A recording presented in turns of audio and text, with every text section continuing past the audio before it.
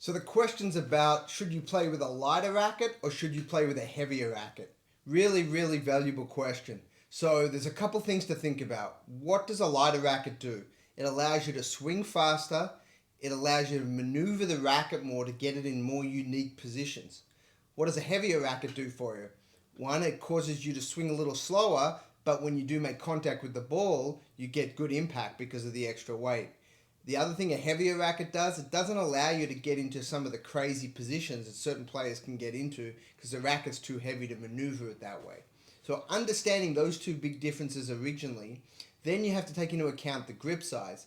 Because typically what happens is players that use lighter rackets will use smaller grips. Allows them to maneuver the racket more, use the wrist more, and also potentially can increase the risk of injury because they're in positions that a heavier racket just could not get them in. Whereas a heavier racket, more often than not, players are going to have a slightly larger grip. When you have a larger grip, you can't maneuver the wrist as much.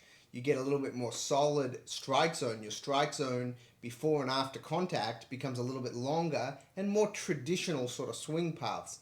So you have to really understand that weight of the racket and grip size is determined many times by the type of swing that you want to have.